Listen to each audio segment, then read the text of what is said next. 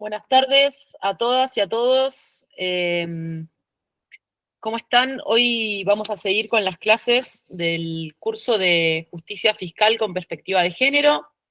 Hoy vamos además a empezar dando la consigna para el parcial, es decir, el parcial que es un trabajo muy cortito que van a tener que hacer luego de terminar la cursada.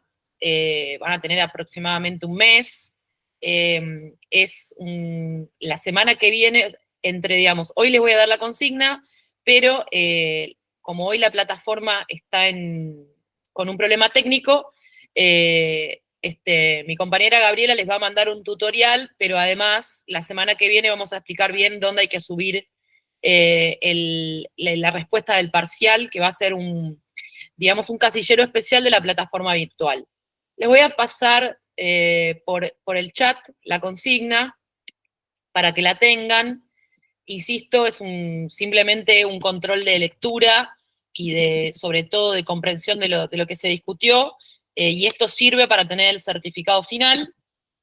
Es una consigna donde ustedes van a dar cuenta de lo que tienen que dar cuenta, por un lado, de las discusiones que les parecen más centrales para explicar los efectos de la política fiscal en la reducción o la ampliación de brechas de desigualdad y de género, y lo que nos parece más importante es que puedan dar cuenta de cómo los contenidos de este curso los y las interpelaron para pensar aspectos de su práctica política o de su gestión en instancias municipales, provinciales o incluso nacionales, ¿no?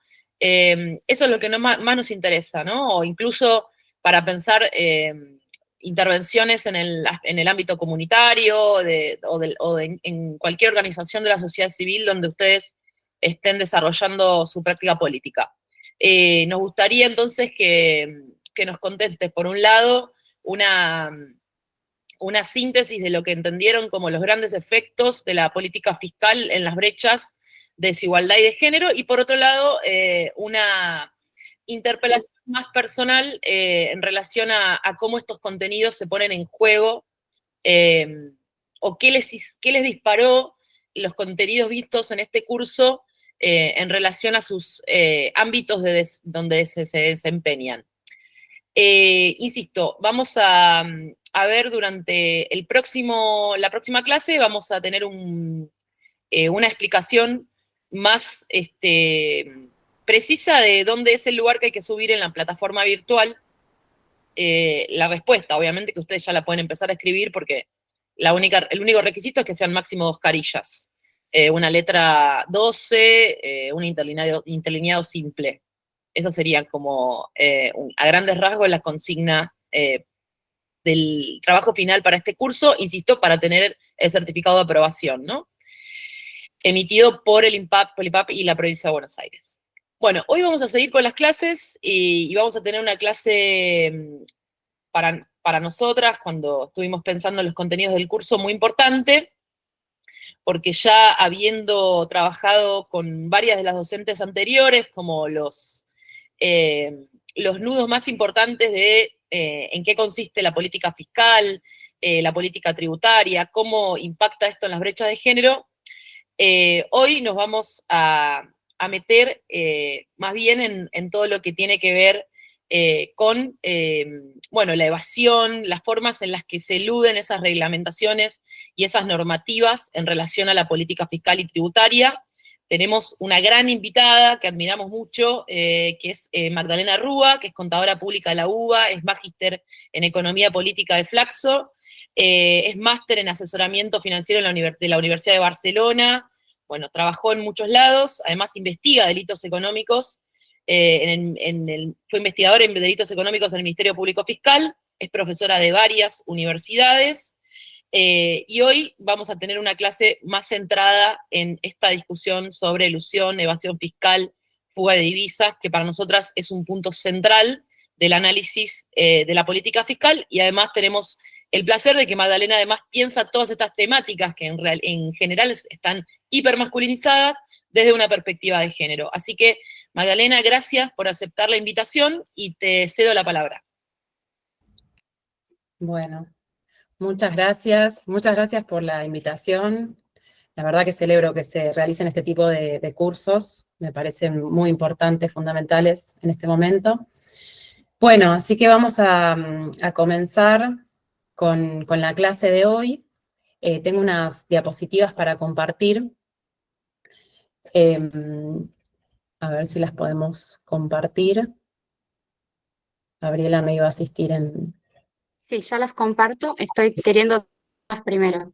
Bien, bueno, mientras les voy contando que en la clase de hoy, bueno, vamos a ver algunos rasgos que son estructurales del sistema tributario, problemáticas del sistema tributario doméstico y del sistema tributario internacional, que es importante tener en cuenta que no son neutrales en términos de género, ¿no? En términos de género. Y entre ellos vamos a ver como rasgos estructurales del sistema tributario la regresividad del sistema y la evasión fiscal, que vamos a ver que afectan de manera desproporcionada a las mujeres y a los cuerpos feminizados, ¿no? Y en las últimas décadas, los mecanismos de evasión de las grandes empresas, de las grandes fortunas, se han ido complejizando gracias a las características del sistema tributario internacional, gracias a la opacidad del sistema tributario y financiero internacional, y esto profundiza el impacto negativo de la concentración de la riqueza, ¿no?, sobre la estructura social de la Argentina y, en especial, sobre las mujeres que están sobrerepresentadas entre los deciles de menores ingresos, ¿sí? Entonces, el sistema tributario nacional y el sistema internacional podrían contribuir a corregir brechas de desigualdad, ¿no? Por eso es que es importante poner en valor la capacidad del sistema tributario como una herramienta como una herramienta muy potente, valiosa de la política distributiva, porque no solamente puede ser un instrumento de financiación para el Estado, porque permite redistribuir recursos, ¿no? Permite redistribuir recursos fiscales, redistribuir ingresos hacia los sectores vulnerados, sino también porque la política tributaria como herramienta tiene un rol relevante como nivelador de la estructura social, de la estructura socioeconómica. ¿Por qué? Porque se pueden aplicar gravámenes con un carácter progresivo a los estratos de mayor ingreso y riqueza que inciden directamente sobre el ingreso disponible, ¿no? Entonces, también la política tributaria sirve como una herramienta niveladora de la estructura social.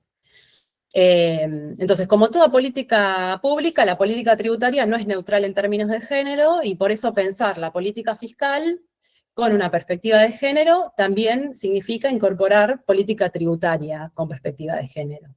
Política tributaria que promueva mayores niveles de justicia fiscal en pos de reducir las brechas de desigualdad social y las brechas de género, ¿sí?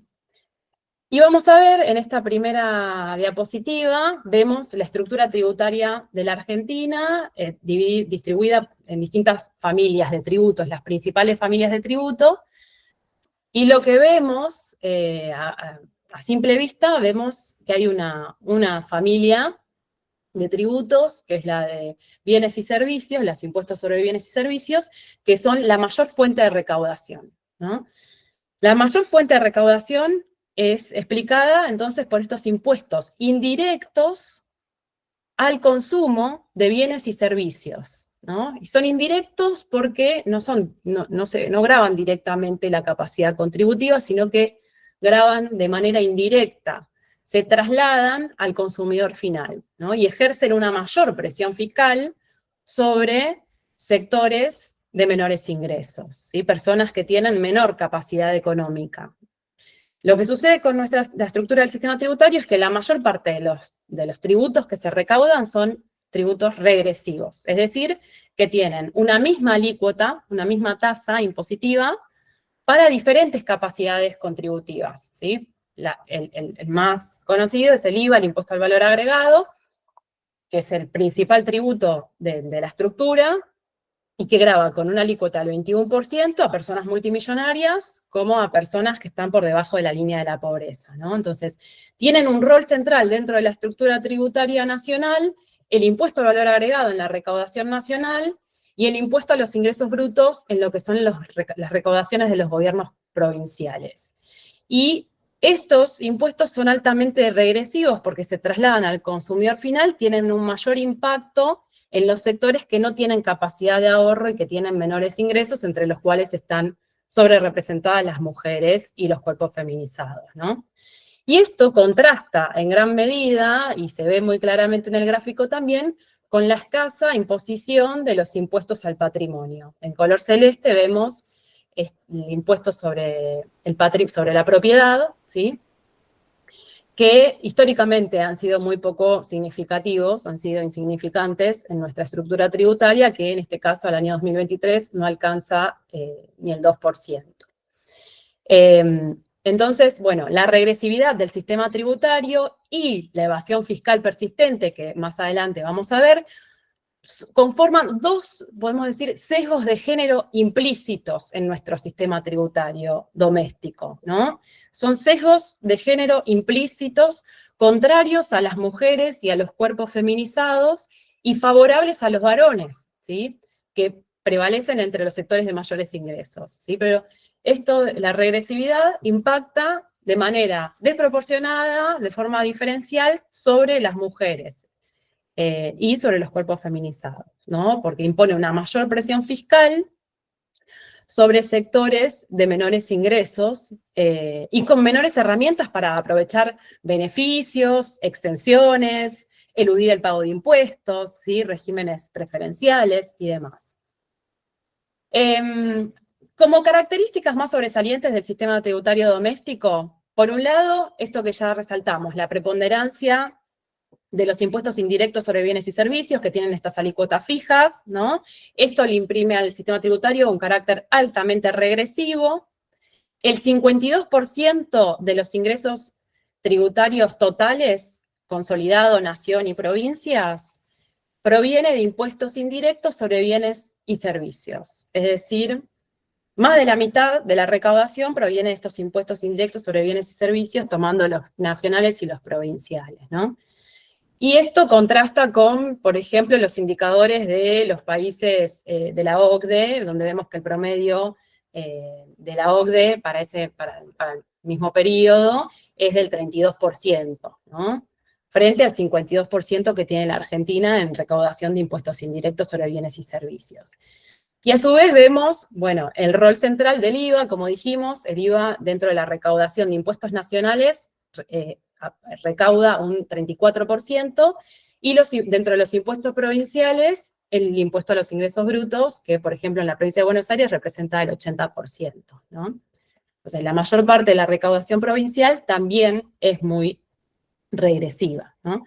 Y esto le otorga también un carácter procíclico al sistema tributario. La recaudación depende en gran medida de cómo se desempeña la economía. En coyunturas adversas, en momentos de crisis, va a caer la recaudación, y esto es porque no hay estabilizadores fiscales automáticos, que así se llaman a los impuestos progresivos, ¿sí?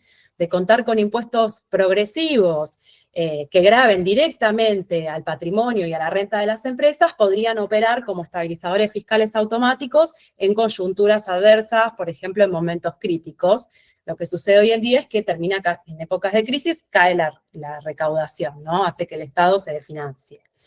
Y esto se debe, bueno, entonces, a la baja participación de los impuestos directos, ¿no?, que gravan directamente la manifestación de la riqueza y la manifestación de los ingresos de las personas de mayores ingresos y de las empresas con mayor capacidad contributiva, de las grandes empresas, ¿no? El impuesto sobre los bienes personales al año 2023 alcanzaba el 1,9%, ¿sí?, menos del 2%, y en conjunto con los impuestos sobre la propiedad, los impuestos sobre el patrimonio provinciales, en total tenemos una recaudación del 4,6% sobre el patrimonio a nivel nacional, ¿no? Tienen un escaso peso dentro de la recaudación total, ¿no? Otro impuesto que es muy importante, otra familia de tributos muy importante, es la vinculada a las ganancias, ¿sí? dentro del impuesto a las ganancias tenemos dos categorías que son muy importantes: el impuesto a las ganancias para las personas físicas y el impuesto a las ganancias para personas jurídicas, para las empresas.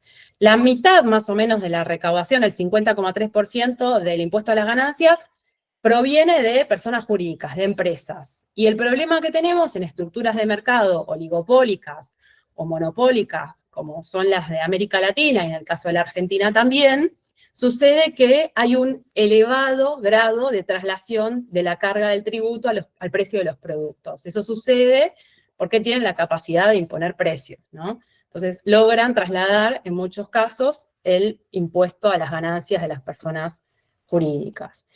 Y la otra parte, que es el impuesto a las ganancias de personas humanas, que es la otra mitad de lo que se recauda de impuesto a las ganancias, la mayor parte del impuesto a las ganancias proviene de rentas al trabajo. El 80% proviene de rentas del trabajo, rentas de cuarta categoría, que son en mayor medida asalariados los que contribuyen con el impuesto a las ganancias, y eso se debe a que, bueno, hay buena parte del resto de las ganancias que no son gravadas, hay muchas exenciones, hay un elevado nivel de incumplimiento también debido al bajo control, a la baja eficacia de control y recaudatoria del sistema tributario en su conjunto, además de, bueno, el accionar de los facilitadores, que ya lo veremos en otra parte de la clase, pero se vincula también esto con los elevados niveles de evasión y elusión fiscal que hay de manera constante, persistente en la historia de nuestro país. Los recurrentes regímenes de blanqueo fiscal también, que de alguna manera estimulan a los evasores a continuar evadiendo, y el uso también de gastos tributarios, ¿sí? De exenciones, desgravaciones, regímenes preferenciales, ¿sí? Que se sostienen en el sistema tributario. Pasamos a la siguiente filmina. Bueno, y aquí podemos ver los impuestos provinciales, ¿sí? Que vemos que la mayor parte, más del 80%, provienen de impuestos sobre bienes y servicios, ¿sí? Y una parte menor sobre impuestos a la propiedad, esto para ver cómo es la recaudación de la que ya hablábamos anteriormente, esto es para el año 2023, y pasamos a la siguiente. En el caso de la estructura tributaria de la provincia de Buenos Aires, se ve claramente, para tomar un caso de una provincia, que es el aporte significativo, el 79%, casi 80%, proviene del impuesto a los ingresos brutos, ¿no? Y entre los distintos tributos que tienen que ver con automotores, inmobiliarios, sellos, la transferencia gratuita de bienes, bueno, los impuestos a la propiedad suman cerca de un 18%, ¿sí? Pasando a la siguiente filmina, vamos a ver la estructura tributaria, los principales tributos. Después las filminas se las hacemos llegar. ¿Podemos pasar a la siguiente?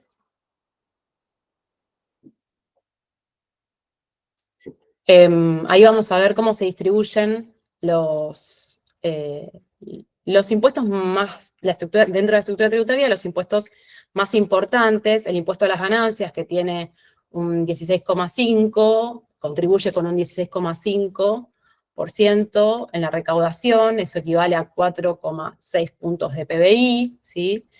El impuesto sobre bienes personales, que como les decía, bueno, contribuyen un 1,9%, ¿sí? Es muy escasa su participación. El impuesto al valor agregado, con un 27,8%, ¿sí? Después vemos también el impuesto a lo que se conoce comúnmente como el impuesto al cheque, que es el impuesto a los débitos y créditos, ¿sí? Que tiene hace un aporte del 6%. Y los que son los impuestos al comercio y a las transacciones internacionales, los derechos de importación, contribuyen con un 2% a la recaudación, y los derechos de exportación, que en otro momento así tenían un aporte más significativo que en las últimas décadas han ido cayendo en la estructura tributaria de la Argentina. Bueno, esos son los impuestos más significativos, y después están los aportes y contribuciones a la seguridad social, los distintos regímenes de empleados, empleadores y autónomos, ¿sí? Antes de pasar, a ver, vamos a con la filmina siguiente. Bueno, sí. Hablamos un poco de las reformas impositivas que se dieron en las últimas décadas. Se aplicaron reformas tributarias más regresivas dentro del sistema tributario doméstico. Acá estamos viendo la caída de la presión tributaria en los años del gobierno de Mauricio Macri, de la Alianza Cambiemos, que cae este indicador que es la presión tributaria, que no es otra cosa que la capacidad de recaudación del Estado en términos del producto, es decir, cuánto se recauda, cuánto es la recaudación total en relación con relación al total producido, a lo que se produce, a la riqueza total que produce el país, ¿sí? Y lo que vemos es que ha caído la capacidad de recaudación, y esto se dio de la mano de una cantidad de reformas tributarias regresivas durante el gobierno de Mauricio Macri. Por ejemplo, podemos destacar entre ellas, para mencionar algunas, la reducción de alícuotas del impuesto a los bienes, sobre los bienes personales, la creación de un régimen de blanqueo fiscal que fue muy perjudicial para el sistema tributario porque permitía, por ejemplo, que se acogieran al régimen de blanqueo personas que ya habían sido, que tenían causas penales tributarias en marcha, ¿no? Y esto lo que hacía era extinguir la acción penal, y bueno, permitió que se había dado a conocer un caso muy importante en ese entonces, que fue el caso HSBC, permitió que muchas de las personas que quedaban en ese caso pudieran acogerse al régimen de blanqueo, por ejemplo. Bueno, también se amplió, por ejemplo, el impuesto a las ganancias a un mayor número, se amplió lo que son los sujetos, el universo de sujetos pasivos del impuesto a las ganancias a un mayor número de trabajadores asalariados, ¿no? A diferencia de lo que se sostenía desde la campaña del gobierno de Mauricio Macri, que se iba a reducir el impuesto a las ganancias. Por el contrario, se amplió el universo de sujetos que quedaban alcanzados por el impuesto. Y, por otra parte, se eliminaron y se redujeron, primero se eliminaron, luego se volvieron a aplicar, pero con tasas más bajas, los derechos de exportación, ¿no? Bueno, algunas de estas modificaciones regresivas fueron, se buscó recomponer de alguna manera durante el gobierno de Alberto Fernández, se busca recomponer la estructura tributaria. Por ejemplo, lo que fue el impuesto sobre los bienes personales, se recompusieron lo que fueron las alícuotas, se aumentaron las alícuotas al impuesto sobre los bienes personales de manera progresiva, se restablecieron las alícuotas progresivas, se impusieron incluso alícuotas diferenciales para los bienes en el exterior, ¿no? Lo cual, bueno, fue interesante porque tenía en consideración que buena parte de la riqueza en Argentina está exteriorizada, está colocada en el exterior, ¿sí?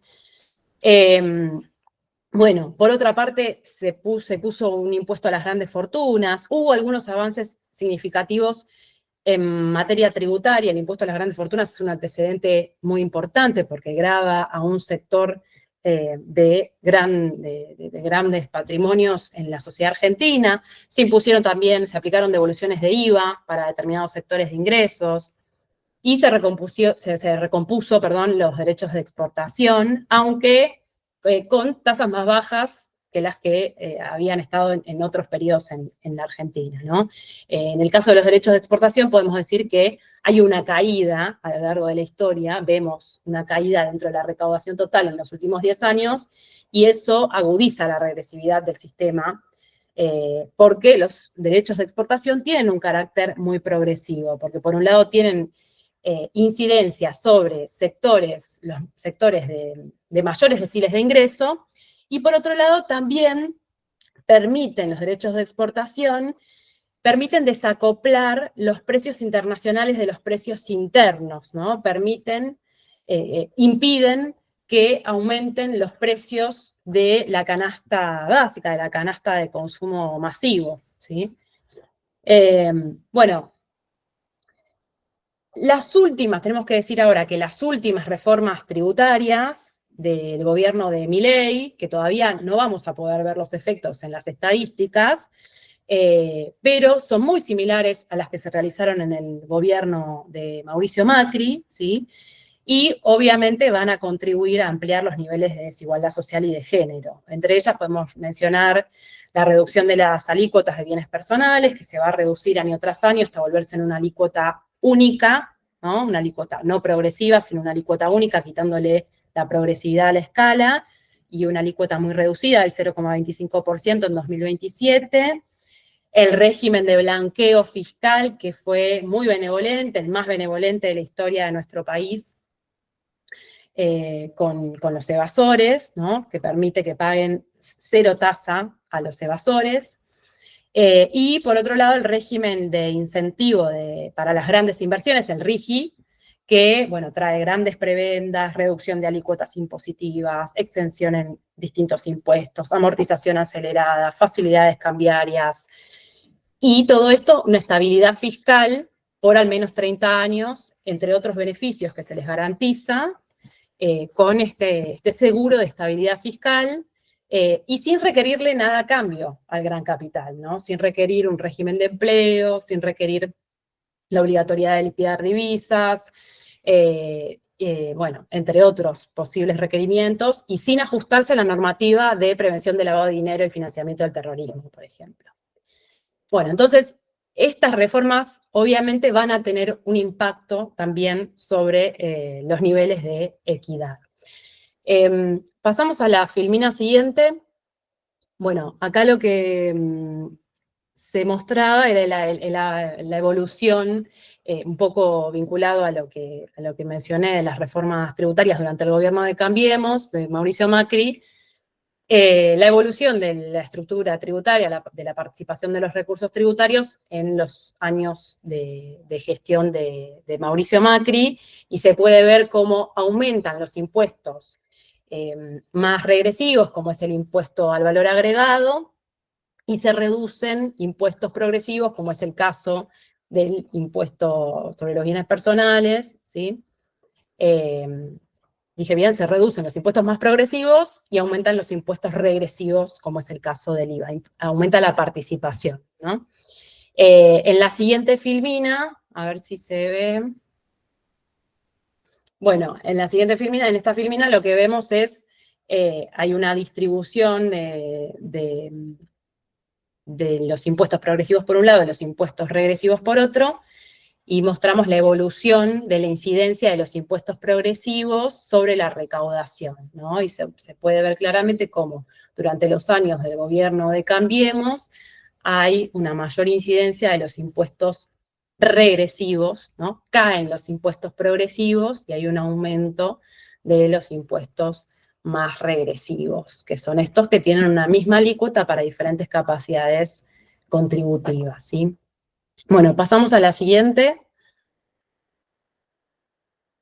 filmina. Bien, vamos a ver entonces el impacto sobre la equidad. Pasamos a la siguiente. Hay un trabajo de Jorge Gallero y Darío Rossignolo, que analizan la presión tributaria por decil de ingresos en el año 2010, ¿no? Y ellos demuestran cómo hay una presión tributaria superior en los hogares más pobres, ¿no? En definitiva, los deciles de menores ingresos, es decir, si dividimos a la población económicamente activa en 10, ¿sí?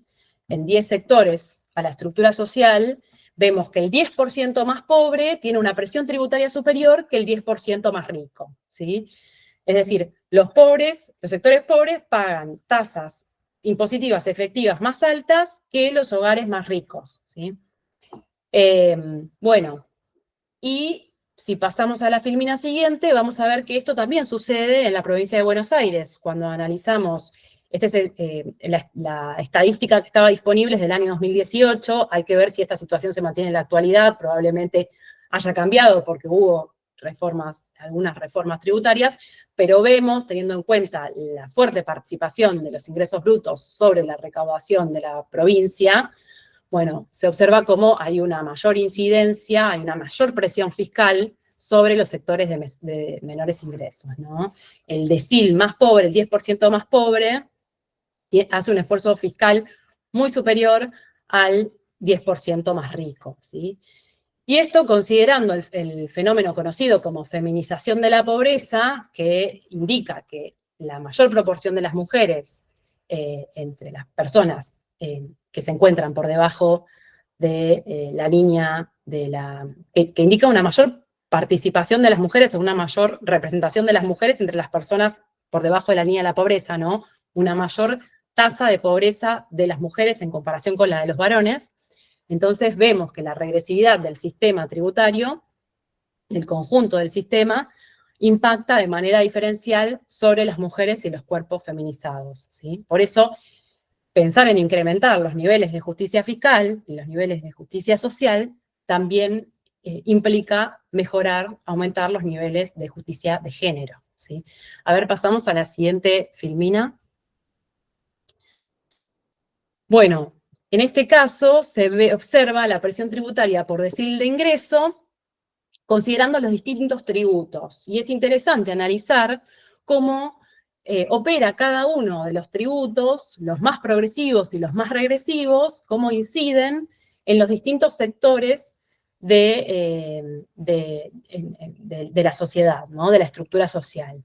Y vemos muy claramente cómo el impuesto a las ganancias tiene una incidencia mucho mayor sobre los sectores más ricos. El 10% más rico tiene una presión tributaria superior en materia de impuesto a las ganancias, ¿sí? Lo mismo sucede con el impuesto sobre los bienes personales, que ejerce una presión tributaria superior sobre el 10% más rico. Y sucede lo contrario con el IVA, con el impuesto al valor agregado, que ejerce una presión mucho más fuerte sobre el 10% más pobre, ¿sí? Acá lo vemos.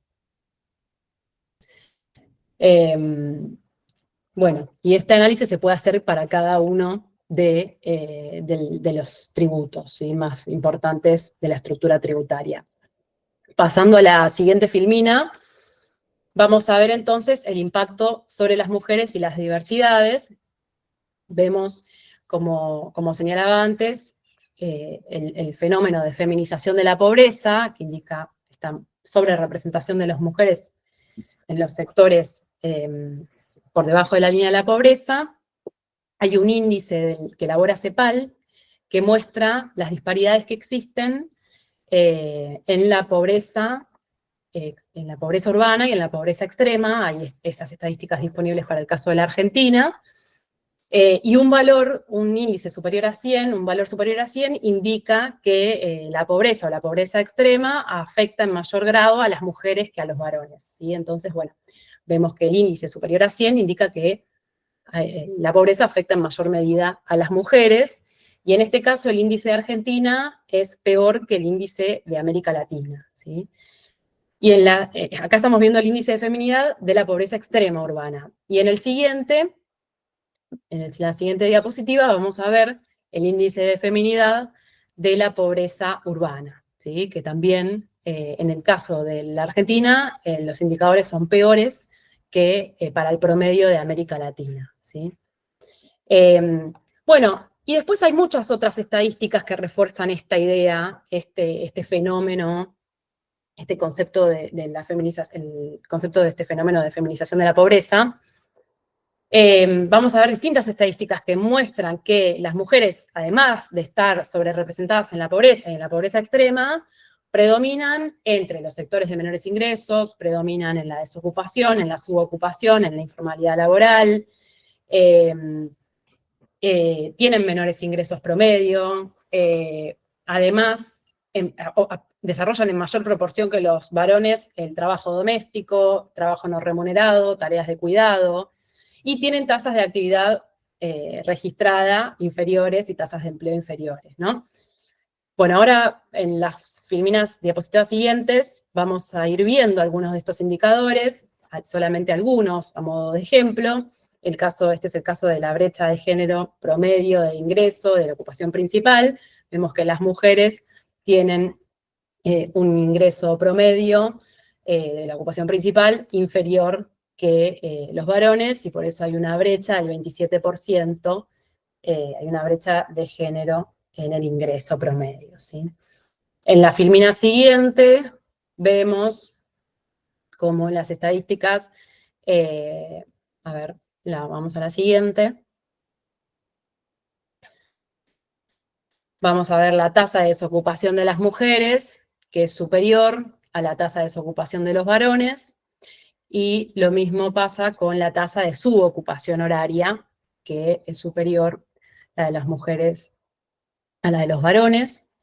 Lo mismo con la filmina que sigue, que es otra estadística de informalidad asalariada, que muestra que las mujeres tienen mayor participación en la informalidad que los varones. En la siguiente, estos son todas de la estadística de INDEC, informes elaborados por INDEC. Este es la tasa de actividad, muestra que las mujeres tienen una menor tasa de actividad que los varones y una menor tasa de empleo, ¿sí? Esto es en el tercer trimestre del 2022. Bueno, y en la siguiente vamos a ver que como contracara de este fenómeno de feminización de la pobreza, puede observarse el efecto contrapuesto, que es el de masculinización de la riqueza. Entonces, este sistema tributario regresivo que favorece la acumulación de riqueza de los deciles de ingresos más ricos de la sociedad y profundiza la desigualdad existente, por un lado, empobrece a las mujeres, por otro lado, concentra la riqueza en las manos de los varones, ¿no? Entonces vamos a ver, las estadísticas tributarias también muestran de alguna manera cómo las grandes fortunas y los altos ingresos se concentran en las manos de varones. En este caso, es el impuesto a las grandes fortunas. En el año 2021, el mayor aporte de ese impuesto lo realizaron los varones, ¿no? El 76% del aporte a las grandes fortunas lo realizaron varones. Esto demuestra que ese tipo de tributos más progresivos, ¿no?, que gravan directamente la manifestación de la riqueza, son mucho más eficientes para la distribución del ingreso, teniendo en cuenta, bueno, estos objetivos que tenemos de reducir las brechas de género, ¿sí? Y en la filmina siguiente vamos a ver, en las estadísticas tributarias también se puede ver, confirman que los varones quedan alcanzados y aportan mayor proporción en aquellos impuestos que son más progresivos, como es el impuesto sobre los bienes personales y el impuesto a las ganancias, ¿sí? El impuesto sobre bienes personales, los varones tributan un 70% y en el impuesto a las ganancias tributan un 78%, ¿sí? Entonces, bueno, en definitiva vemos que los impuestos progresivos alcanzan en mayor medida a los varones, que son quienes concentran la riqueza y los ingresos, ¿no? Bueno, y pasando al siguiente, vamos a ver, este es un trabajo que hizo Eva Sacco y Lorena Corisantos, que también analizaban la incidencia del impuesto a las ganancias, pero a mí lo que me interesa ver es el IVA. Ellas muestran cómo se distribuye el aporte en el IVA, en el impuesto al valor agregado, y acá vemos que la distribución es mucho más pareja, ¿no? Las mujeres un 49% y los varones un 51%. Y cuando analizamos por deciles de ingresos, en la diapositiva siguiente, vamos a ver que, a ver si podemos pasar a la diapositiva siguiente, vamos a ver que las mujeres de los deciles de ingresos más bajos, es decir, las mujeres más pobres, ¿no?, el decil 1, 2, 3, 4 y 5, el 50% de las mujeres más pobres aportan más IVA que los varones, ¿sí? En todos los casos, las mujeres de los deciles de menores ingresos realizan un mayor aporte en el IVA que los varones, siendo este impuesto el que más contribuye a la recaudación total, ¿sí?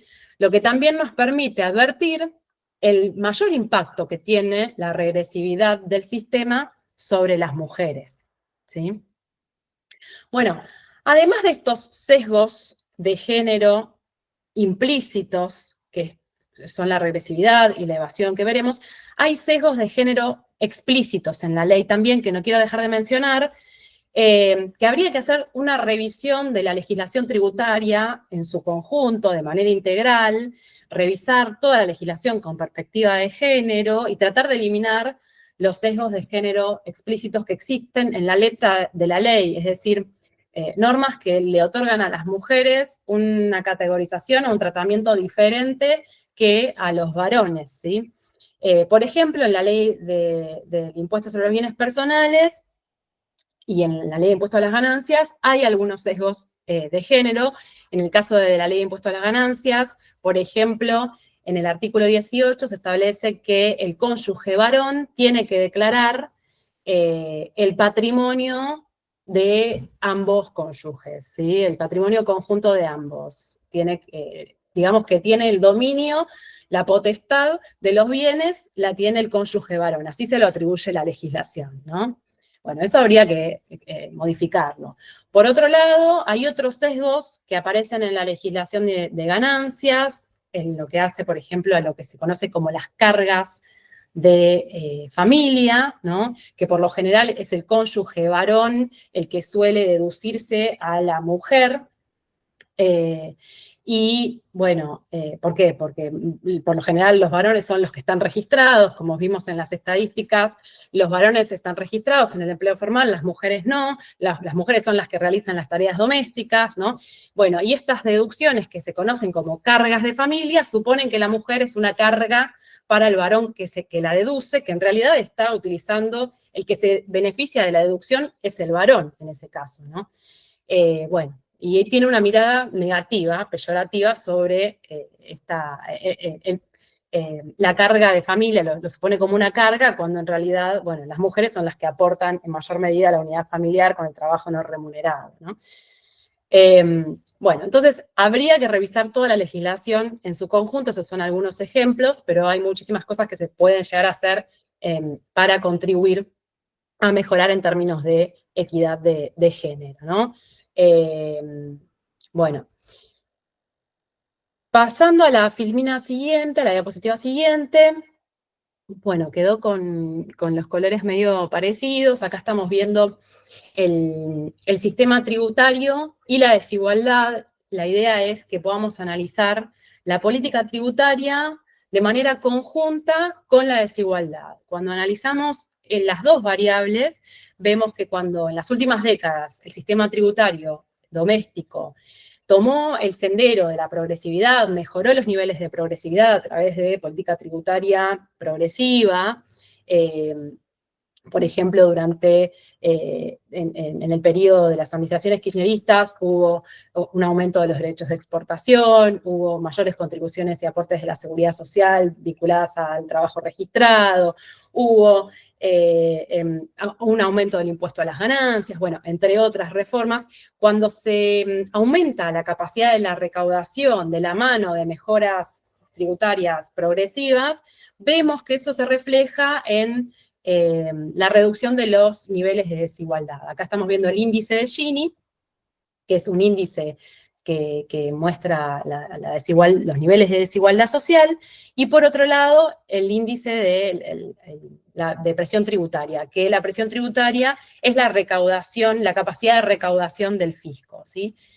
Por el contrario, cuando vemos en épocas donde se achica el Estado, donde se reducen los recursos fiscales, cae la recaudación, cae la capacidad de recaudación del fisco de la mano de política tributaria regresiva, y de la mano de otras políticas regresivas, sociales regresivas también, bueno, una caída del índice de desigualdad, ¿sí? Eso durante el gobierno de Mauricio Macri, se puede ver con claridad. Durante el gobierno de Alberto Fernández vemos que los indicadores mostraron oscilaciones, ¿no? En un primer momento hay una mejora de la estructura social, hay una mejora de la recaudación, y luego en 2023 se registra el movimiento inverso, ¿no?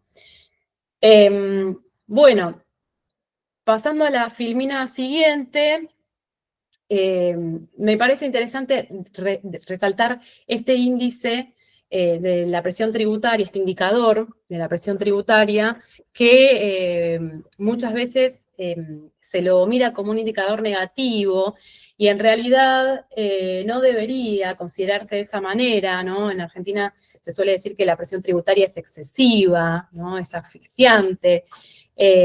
Y la presión tributaria, como les dije, no es otra cosa que la capacidad de recaudación del fisco, ¿no? Y en Argentina, cuando comparamos con otros países del mundo, vemos que la Argentina tiene niveles adecuados de recaudación en términos de PBI, en comparación con otros países del mundo, con los países centrales, con el promedio de los países de la OCDE, incluso está muy por debajo de la presión tributaria del promedio de los países de la OCDE, ¿sí? Y también cuando analizamos, por ejemplo, los países que tienen mayores niveles de desarrollo humano, son justamente los países con mayor nivel de recaudación y presión tributaria, presión fiscal, ¿sí? Por lo que no debería considerarse como un indicador negativo, por el contrario, es la capacidad de generar recursos fiscales que luego pueden redistribuirse, ¿no?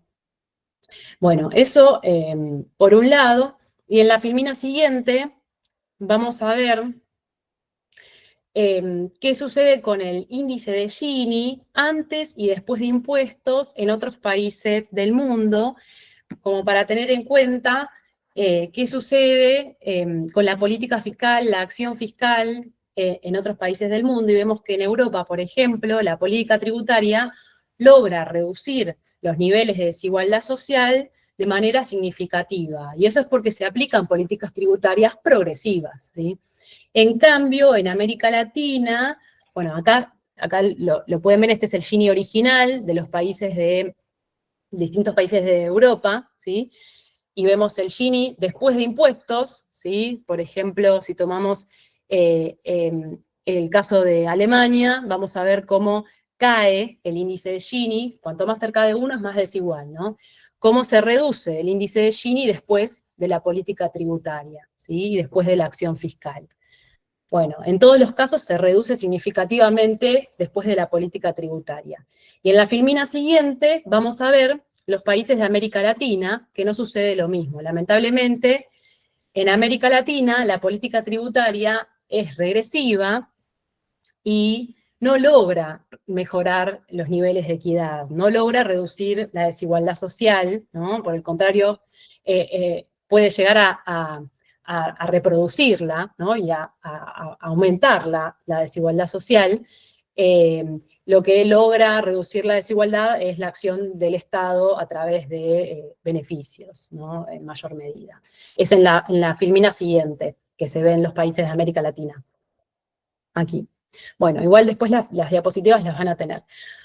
Bueno, pasamos a la siguiente, así podemos abordar, porque me extendí mucho con la primera parte, y esta es la parte también que les quería compartir, sobre fuga de capitales y evasión fiscal, que me parece que es muy relevante, como decía Lucy al principio de la presentación, la contracara de la desigualdad y de la pobreza y de la desigualdad de género es la concentración de la riqueza. Y por eso es muy importante que estudiemos y analicemos la dinámica de generación, de apropiación y distribución del excedente para poder comprender el núcleo del problema de la desigualdad de género, ¿no? Que es la contracara, la desigualdad de género es la contracara de la evasión fiscal y la fuga de divisas. Entonces, otra característica sobresaliente de nuestro sistema tributario es, además de la regresividad que vimos antes, son los elevados niveles de evasión fiscal, que se mantienen, tienen una persistencia histórica,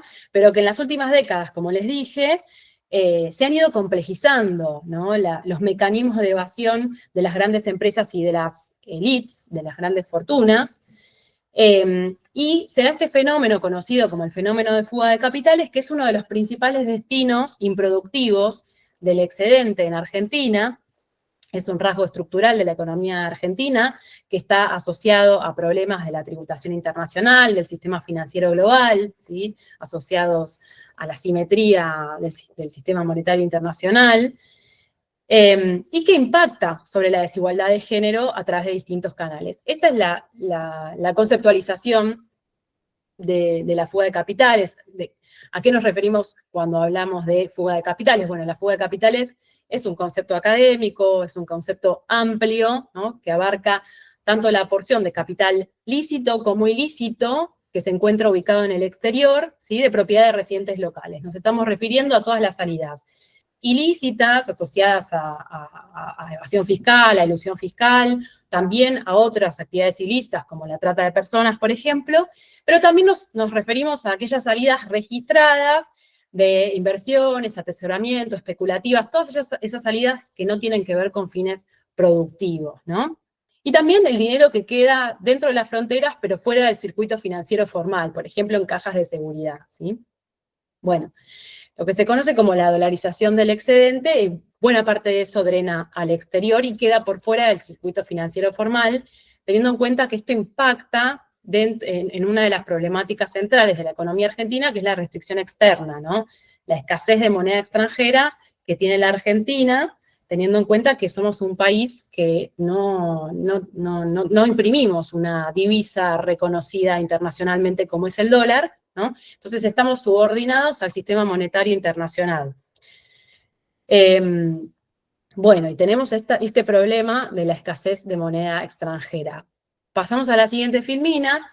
Vamos a ver que este fenómeno conocido como la fuga de capitales es un fenómeno que se da de manera persistente en la economía argentina, en distintos periodos de gobierno. Acá van a ver este gráfico que muestra distintos periodos de gobierno, desde 1980 hasta el año 2017, y muestra niveles elevados. Estos son promedios anuales de deuda externa y promedios anuales de fuga de capitales, pero vemos promedios anuales de fuga de capitales muy elevados. Hay un piso mínimo estructural, podemos decir, de fuga de divisas, independientemente del tinte ideológico del gobierno de turno, independientemente de la coyuntura económica, ¿sí? Vemos que en momentos de crecimiento económico, en momentos favorables de la economía, hay una agudización a veces de las salidas en razón de un mayor aprovechamiento del excedente, ¿sí? Hay crecimiento de la fuga, y también en momentos de crisis se agudizan las salidas, ¿no? Entonces, hay un piso mínimo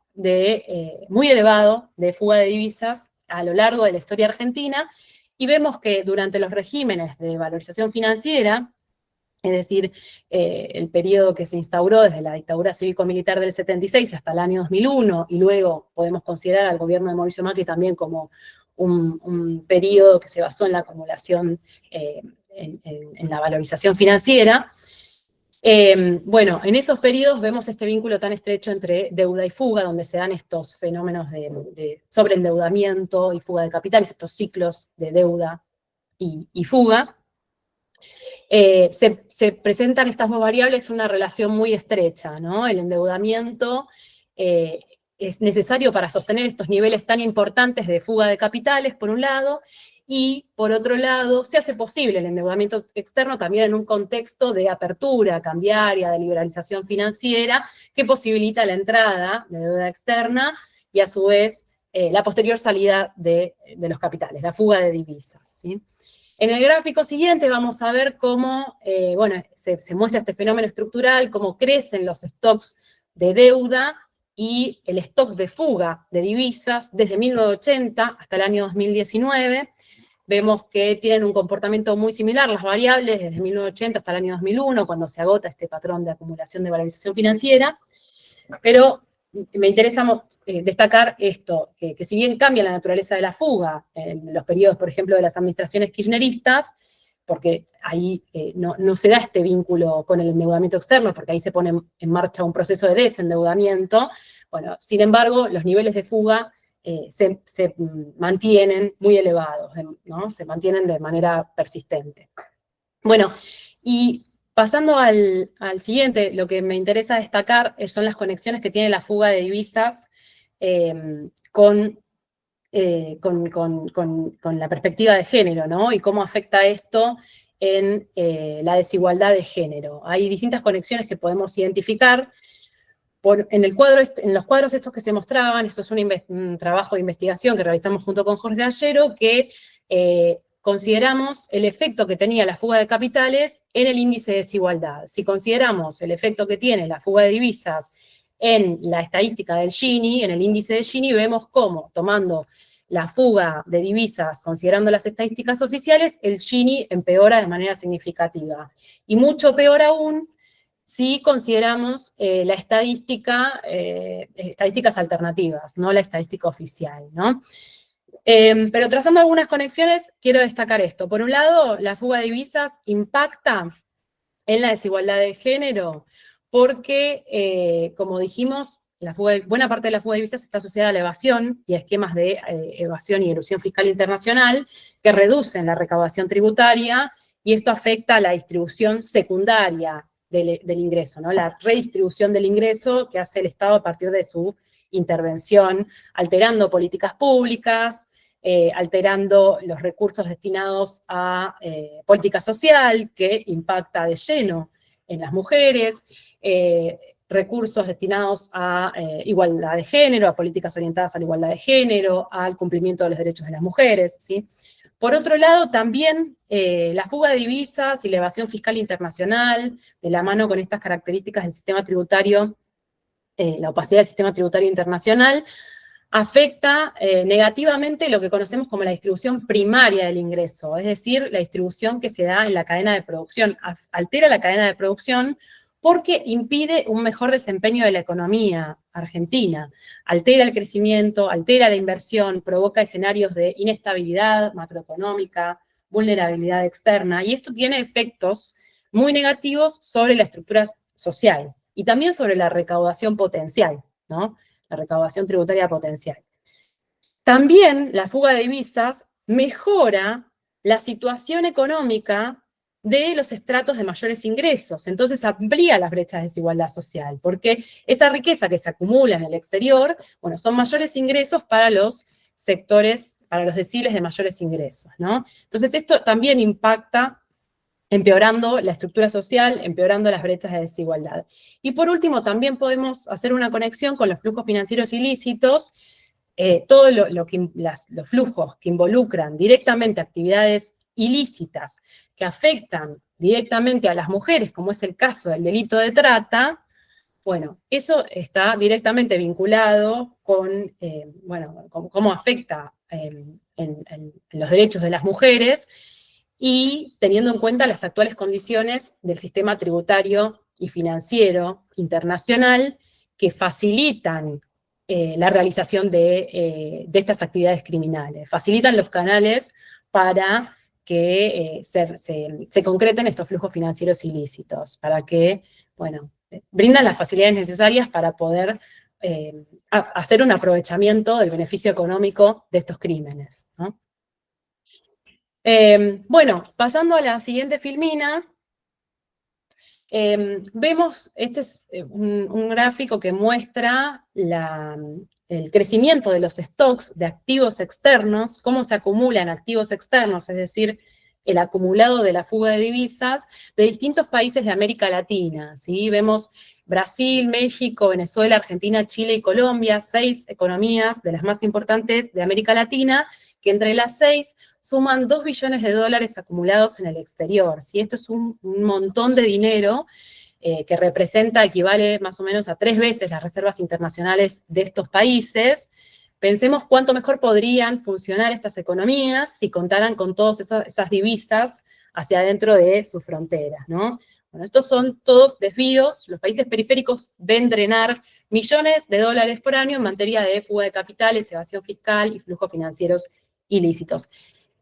Cuando vemos la siguiente filmina, vamos a ver que, bueno, esta es una filmina que muestra el impacto que tiene en términos de PBI en los distintos países de América Latina, simplemente para demostrar que en todos los países de América Latina el fenómeno de la fuga de divisas también es significativo, el impacto que tiene. y por eso es que se considera un fenómeno estructural, ¿no? Pero pasando a la siguiente, vamos a ver que en las últimas décadas hay una aceleración de los flujos financieros ilícitos, ¿no? Que han crecido de manera acelerada en el marco del proceso de financiarización y mundialización financiera de la economía mundial, y por los cambios en el contexto internacional se han acelerado mucho los flujos financieros en las últimas décadas, ¿no? Y en el caso de la Argentina, pasamos a la filmina siguiente. Bueno, acá estamos viendo los efectos y consecuencias más adelante, entonces seguramente vamos a ver en el caso de la Argentina, aquí está. Esta filmina está bien.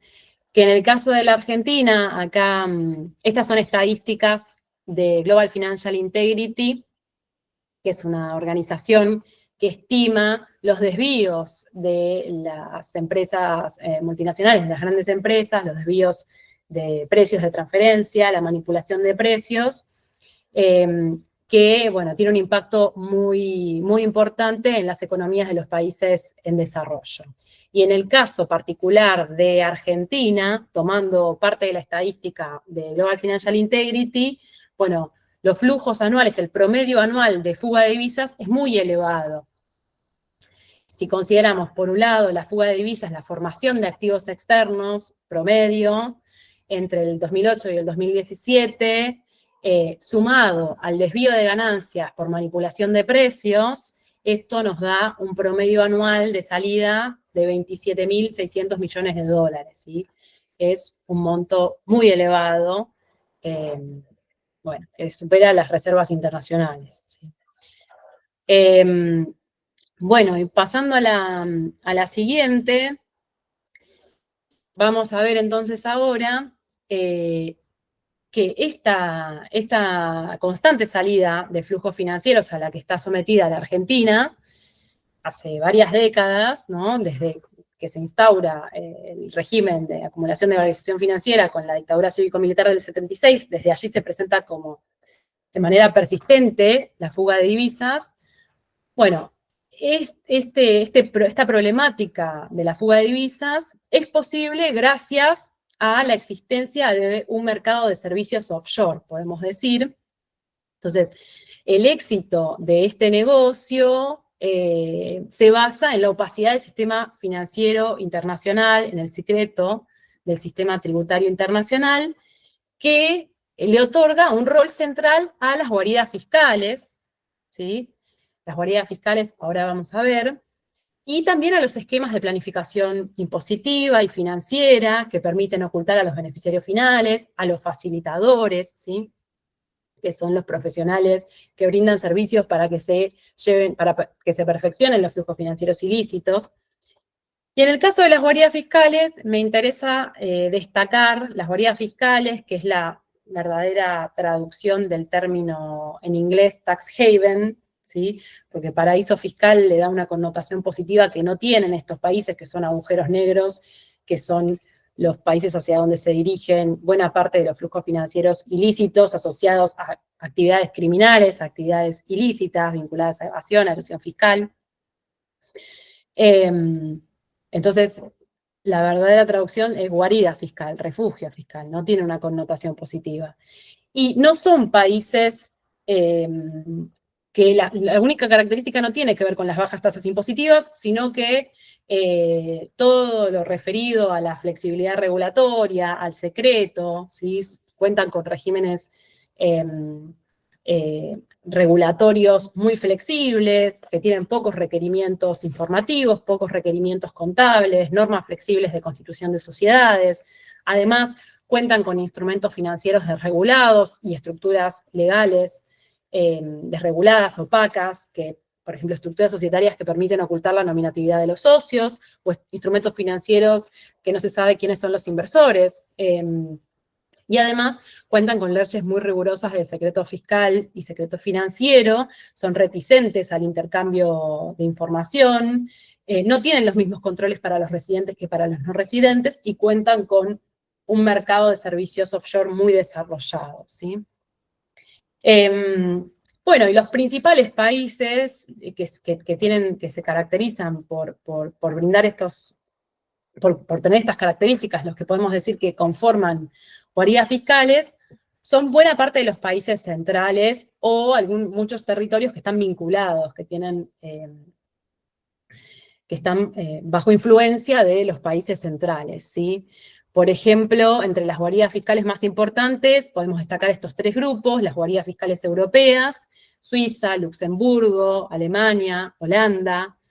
Reino Unido es otro grupo muy importante y toda una red extraterritorial que tiene Reino Unido, con sus dependencias de la corona británica, los territorios de ultramar, miembros de la Mancomunidad Británica, y otros estados soberanos, pero que tienen fuertes lazos con Inglaterra, con la City de Londres, lazos comerciales y políticos como Hong Kong, Singapur, Irlanda, ¿sí?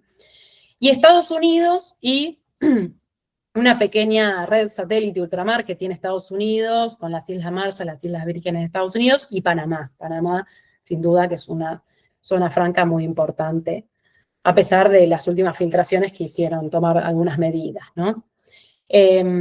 Bueno, estos países, en la diapositiva siguiente vamos a ver que todos estos países que mencioné aparecen en los primeros lugares del ranking del secreto financiero que elabora Tax Justice Network, que es una ONG, una organización que investiga estos temas, muy activa en justicia fiscal, y elabora este ranking, este índice de secreto financiero, que pondera el nivel de actividad transfronteriza de estos países con un índice que elabora a partir de la legislación de estos países. Bueno, y todos estos los países que mencioné, tienen niveles de secreto muy elevados, ¿sí?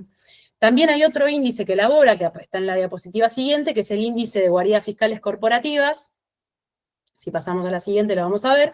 También estos países que mencioné están en los primeros lugares del ranking de guaridas fiscales para corporaciones, y la propia OCDE, la Organización para la Cooperación y el Desarrollo Económico, ahora está presentando informes anualmente sobre los centros de inversión, que son los investment hubs, ¿no?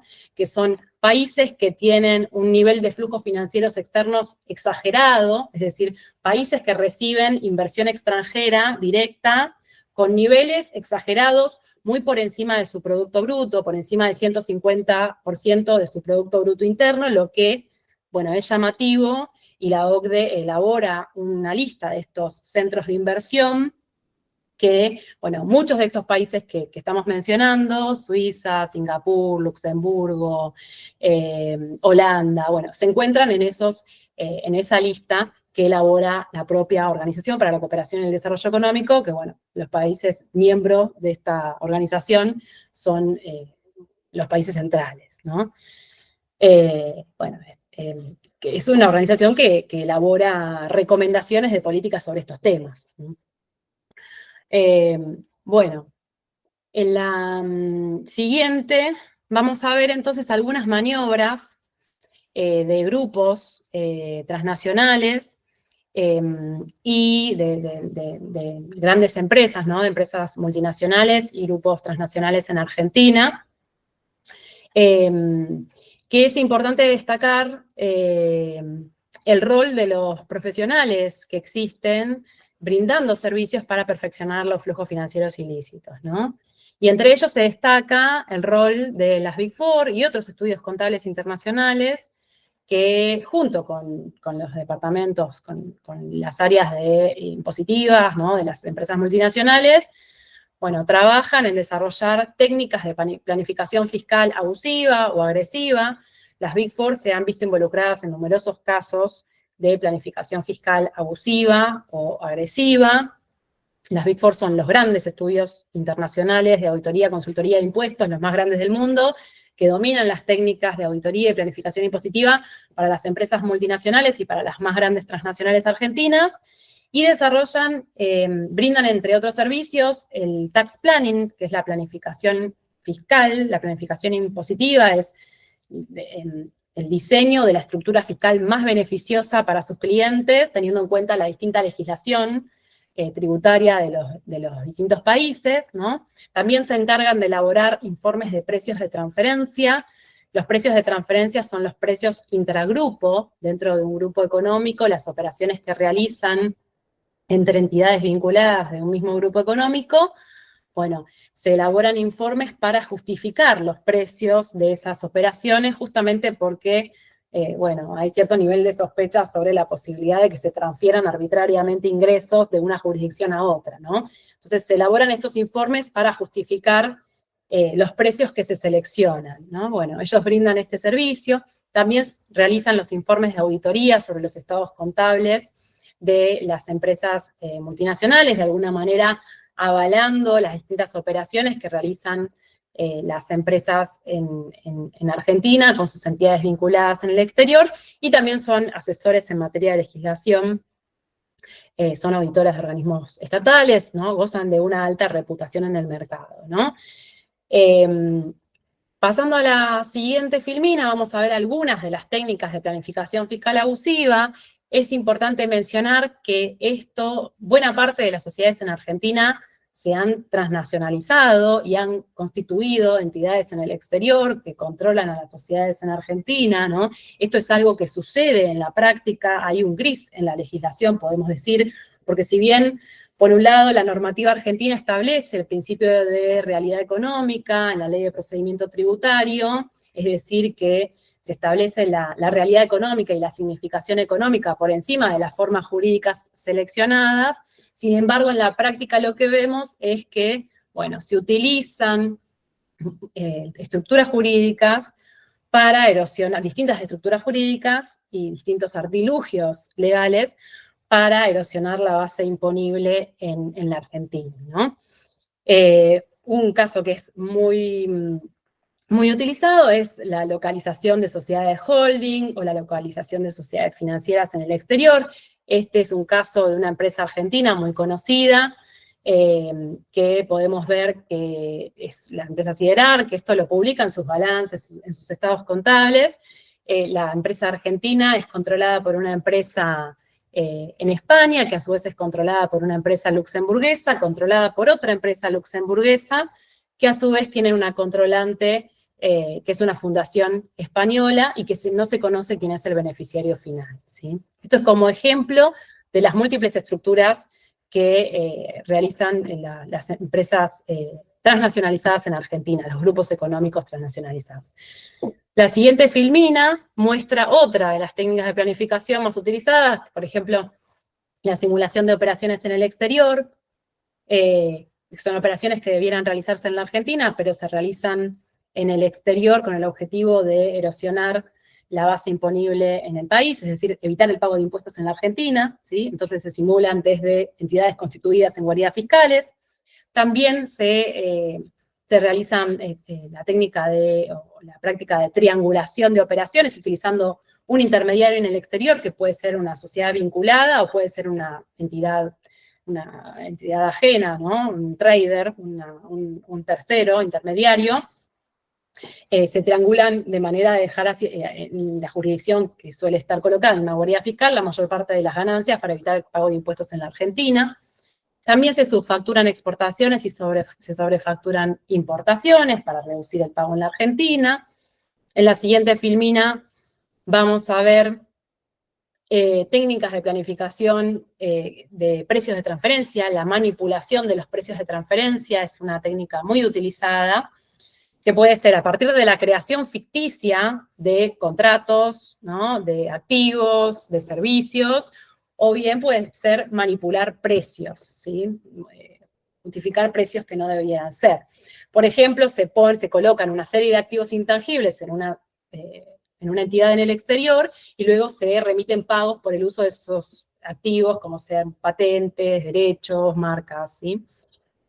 También se pagan a entidades colocadas en guaridas fiscales por el uso de servicios, o se pagan por acuerdos de contribución de costos de otras partes del grupo económico. También la utilización de deuda intragrupo, ¿no? La creación de deuda y se remiten pagos por los préstamos y la posterior devolución del capital, y los intereses también, lo que es una salida adicional de dinero.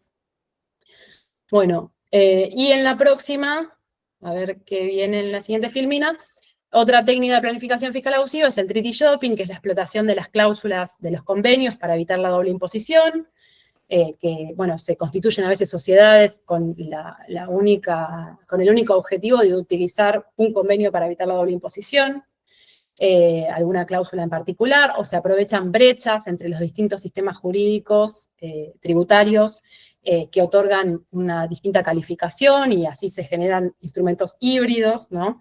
O entidades híbridas, que una misma entidad recibe tratamientos diferentes bajo distintos sistemas tributarios, ¿no? Y así se logra evitar el pago de impuestos en ambas jurisdicciones o se logra deducir doblemente un gasto, por ejemplo, un costo. Bueno, esas son algunas de las técnicas más utilizadas. Vamos a la siguiente filmina. Acá lo que vemos es un cuadro que demuestra las pérdidas impositivas por desvío de ganancias de las empresas multinacionales en el caso de distintos países del mundo. El caso de la Argentina es un caso destacado. Esta es una estimación de Alex Cobham y Peter Jansky.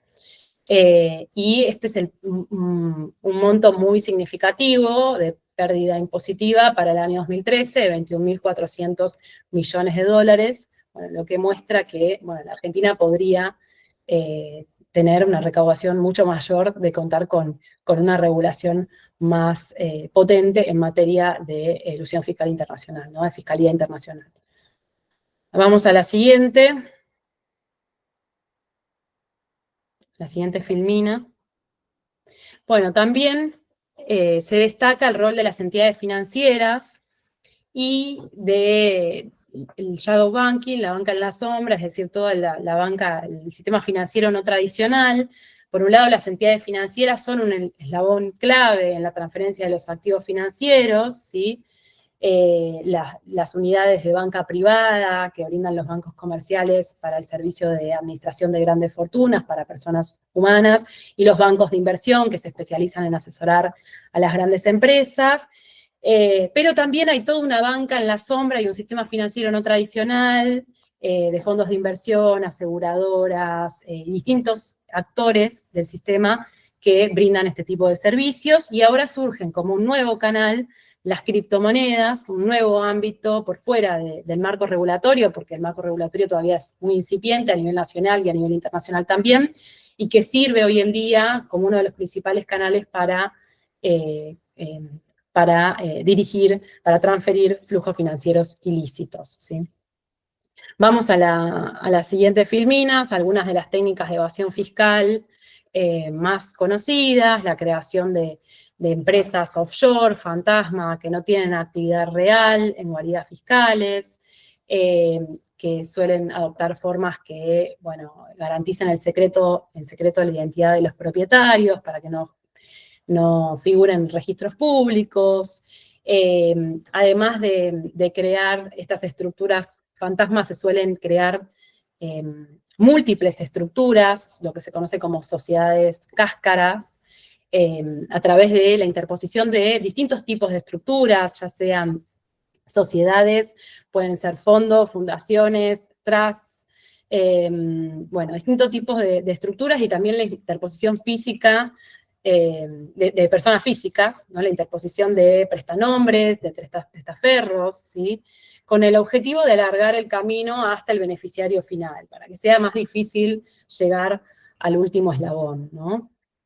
Y en la siguiente filmina vemos también el rol de los estudios jurídicos en este mercado de servicios offshore, que también se encargan de constituir las sociedades offshore en las guaridas fiscales, brindan servicios de domicilio fiscal y oficina virtual para las sociedades. En muchos casos que se han conocido a nivel internacional a partir de filtraciones, se dieron a conocer estos servicios por parte de los estudios jurídicos, brindan directorios nominales, ¿no? Con prestanombres, no son directorios reales, sino que utilizan prestanombres para colocar en los directorios, se encargan también de custodiar las acciones al portador, acciones no nominativas que ocultan la identidad de los accionistas, de los socios, y también se encargan de trabajar en conexión con los bancos, con las entidades financieras y de abrir las cuentas bancarias. Y en la filmina siguiente, bueno, vemos, no sé por qué no se ve A ver si en la siguiente se va a ver el gráfico. Bueno, no. Bueno, se desapareció en la anterior. Era el trust, que es la filmina anterior, no sé por qué no se ve el diagrama, que mostraba un acuerdo contractual, que es muy conocido, el trust, que se basa en el derecho anglosajón, que es una estructura, un contrato, es como una especie de un fideicomiso financiero, pero lo que logra crear una barrera legal entre el propietario de los bienes y el beneficiario, ¿no? Y quien administra esos bienes, y de esa manera, en muchas ocasiones, logran evitar el pago de impuestos por los bienes, ¿no? Que se colocan a nombre del trust.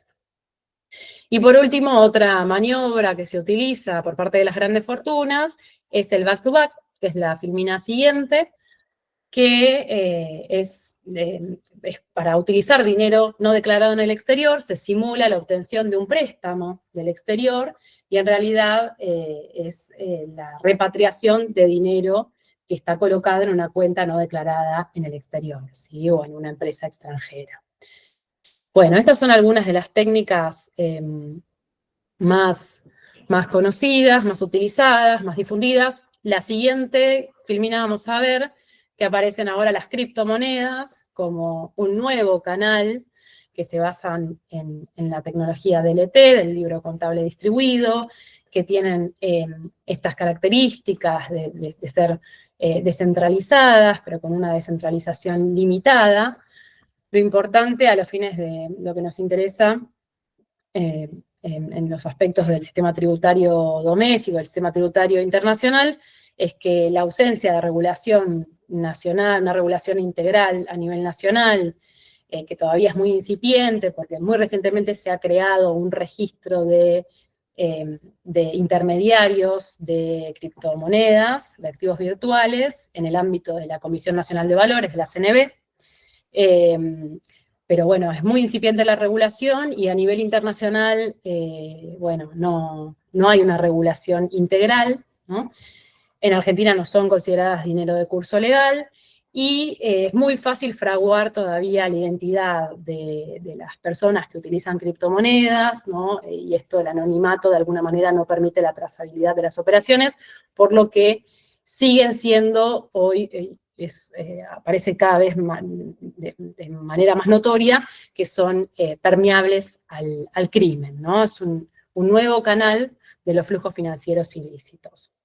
Bueno, hasta aquí llegamos con el contenido que tenía para la clase de hoy. A ver, la siguiente filmina es agradecerles por la atención y escuchar las preguntas que tengan. Estos son muchos conceptos.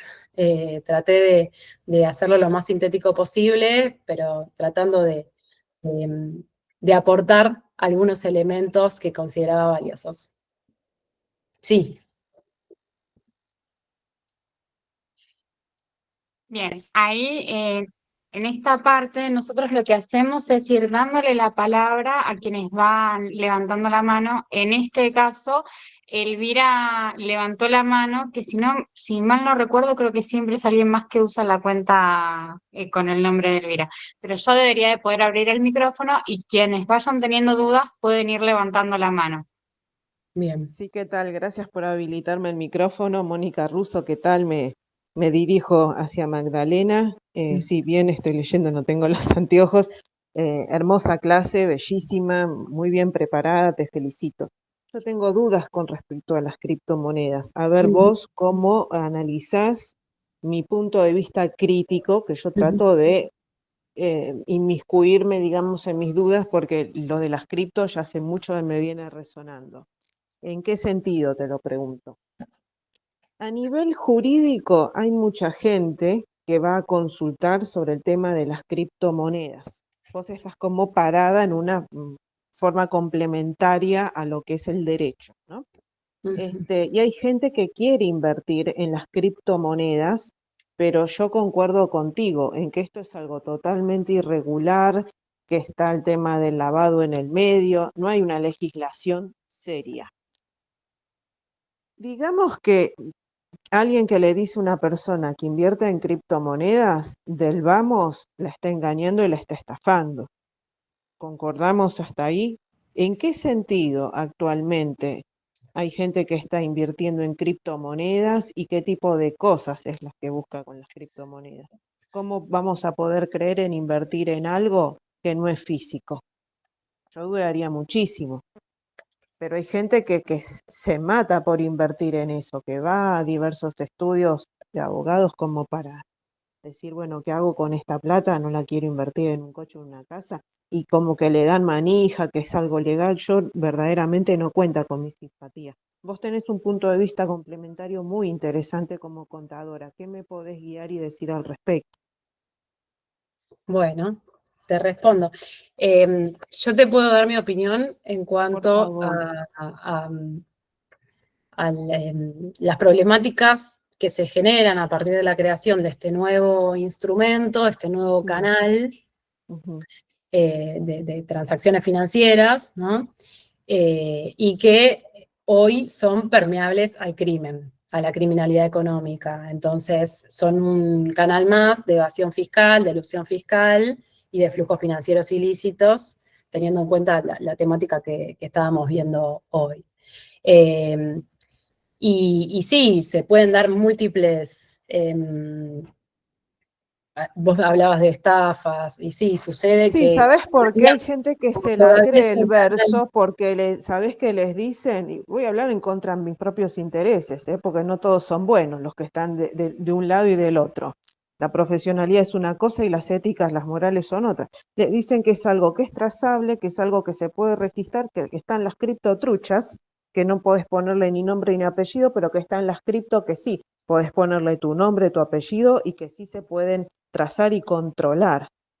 Claro, claro. Bueno, sí es cierto que hay algunos exchanges, algunos intermediarios en criptomonedas que han ido creciendo y que hoy en día están registrados como intermediarios de activos virtuales y que colaboran, por ejemplo, hoy en el intercambio de información en materia de investigación económica y financiera. Bueno, colaboran brindando información a los organismos, ¿no? Son sujetos obligados hoy dentro de la legislación de lo que son maniobras sospechosas de lavado de activos, ¿sí? Pero no, bueno, no, es un universo todavía muy, muy novedoso y, como te decía, puede fraguarse la identidad fácilmente todavía. Hay billeteras que no tienen intermediación. Entonces, bueno, todavía hay muchos canales que se desconoce y que va a ser muy difícil y todavía es un desafío muy importante para el fisco argentino poder controlar todo ese nuevo universo de inversiones, ¿sí?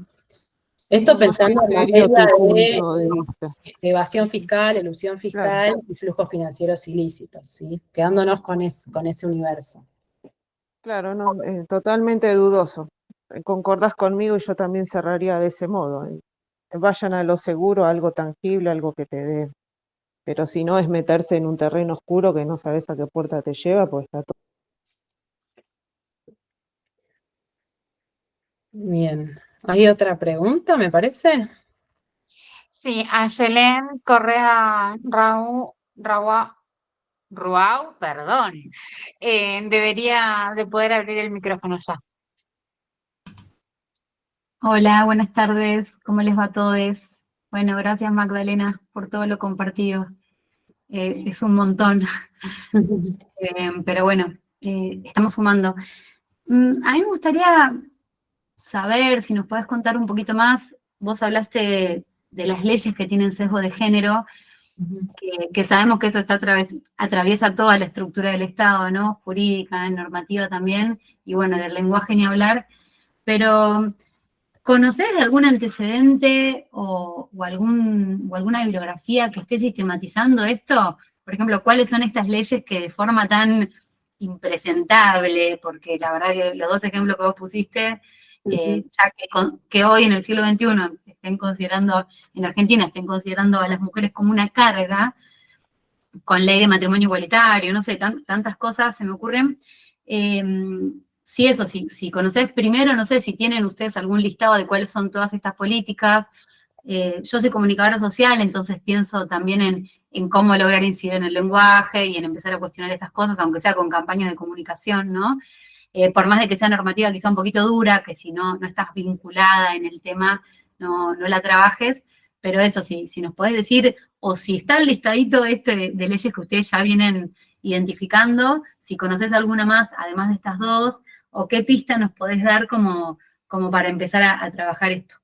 Gracias. Bien. Bien, la verdad que no conozco una sistematización amplia de estos sesgos explícitos en materia de legislación. Sí, algunas publicaciones aisladas que mencionan estos temas y las puedo compartir. Muchas de ellas están compartidas como parte de la bibliografía, pero puedo llegar a recabar algunas más si necesitaras. Después te puedo mandar por correo, déjame tu correo y te envío. Pero sí sería ideal que alguien pudiera tomarse el trabajo de revisar toda la legislación con perspectiva de género y pensando en un lenguaje inclusivo, por ejemplo, que es algo que no se ha hecho nunca. Y la legislación, bueno, ha quedado un tanto obsoleta en cuanto al lenguaje. Hay muchas cuestiones que podrían mejorarse, ¿no? Pero bueno, sí, es un trabajo complejo y habría que armonizar muchas legislaciones en ese sentido.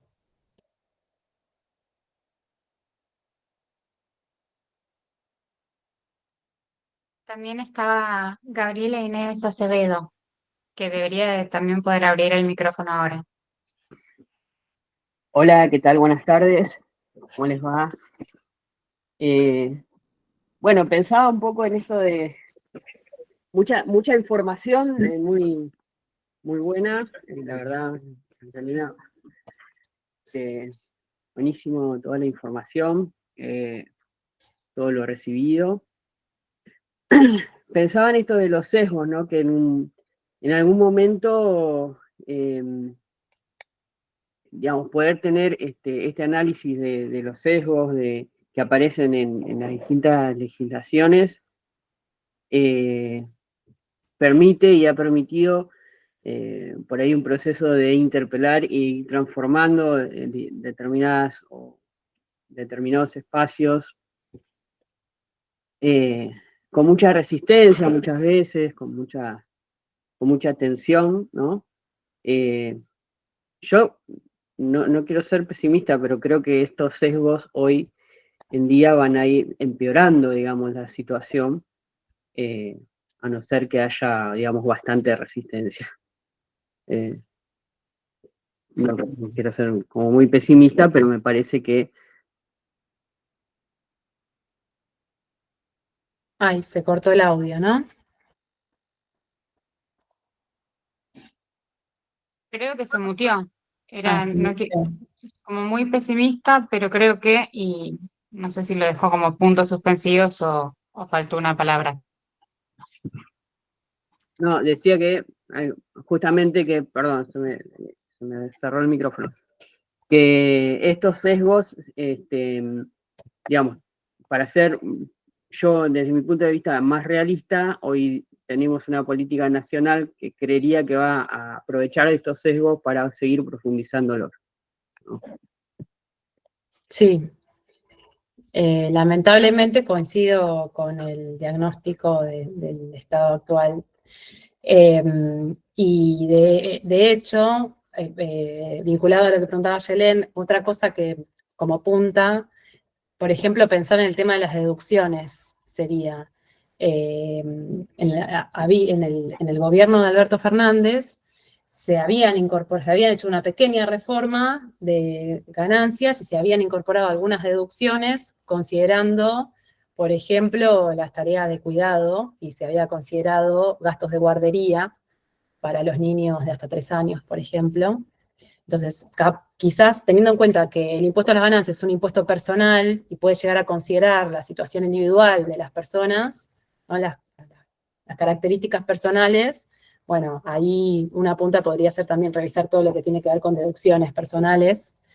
Y esto es algo que se había incorporado, como los gastos de guardería, que beneficiaba en mayor medida a las mujeres, y fue algo que fue eliminado, ¿no? Fue derogado esa reforma que se había hecho en 2021 con la actual administración de gobierno, ¿no? Así que sí, hoy el contexto nacional está un poco complicado para avanzar en estas modificaciones que queremos, pero desde ya que hay que... Esta es una tarea, me parece, de largo plazo, y hay que ir trabajando y hay que ir preparando las modificaciones que querramos, que necesitemos, para, bueno, para cuando vengan mejores tiempos, creo. Y hay que seguir luchando para concretarlos.